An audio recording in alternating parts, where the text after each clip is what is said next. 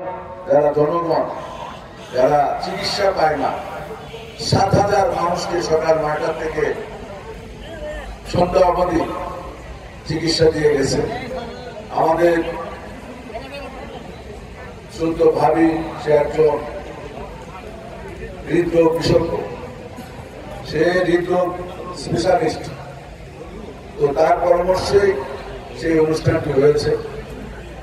আজকে আমার যারা শ্রদ্ধ এখানে নেতৃবৃন্দ যারা এসেছে, তো আপনারা অনেক কষ্ট পেয়েছেন।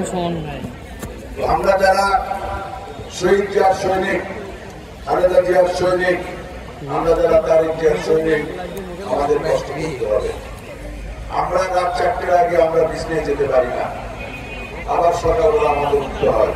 এটা আমাদের দলীয় কর্ম না, আমাদের পারিবারিক সামাজিক ব্যক্তিগত কোনো দায়িত্ব না। আজকে আমার সবার ভাই, তার সঙ্গে কিন্তু এই মঞ্চে নতুন পরিচয় না।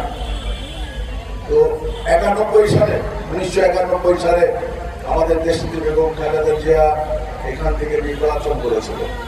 তখন এই গাবতলী উপজেলায় 10টি ইউনিয়ন ছিল, আর শাহজাহানপুরের 3টি ইউনিয়ন ছিল, আমনগর, কোট্টাপাড়া। এখানে বিএনপির কর্মী, যুব দলের কর্মী, ছাত্র দলের কর্মী কিন্তু খুবই কম ছিল, হাতে গোনা কয়েকজন। বগুড়া থেকে জেলা নেতৃবৃন্দরা এসে আমাদের দেশটি বেগম খালেদা জিয়ার জন্য তারা গণসংযোগ করেছে। তো আমাদেরও সৌভাগ্য হয়েছিল, সেই সময় আমি ছাত্র দলের প্রেসিডেন্ট ছিলাম। আজকে যে দাবি দল, এই দাবি দল আমার এক ভাই বললো যে 1980 সালে 18ই ফেব্রুয়ারিতে আমাদের শহীদ রাষ্ট্রপতি জিয়াউর রহমান উনি এই দাবি দল প্রতিষ্ঠিত করেছে।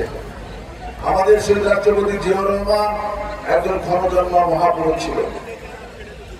সে 19 দফা কর্মসূচির মাধ্যমে সে 4 বছর ক্ষমতায় থেকে সাধারণ মানুষের কাছে কিন্তু সে গিয়েছিল, সাধারণ মানুষের সে মন জয় করেছিল এবং এই বাংলাদেশকে সবুজ বিপ্লবে রূপান্তরিত করেছিল।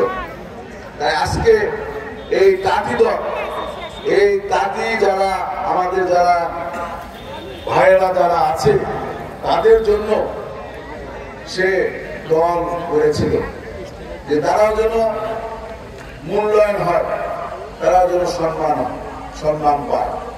আজকে যে এই তাঁতি দল এই গাবতলীতে যে কমিটি হয়েছে, এই জন্য আমি জেলা তাঁতি দলকে ধন্যবাদ দিই, কারণ এই কমিটিটা অত্যন্ত জরুরি ছিল এবং শাহজাহানপুরের কমিটি হয়েছে।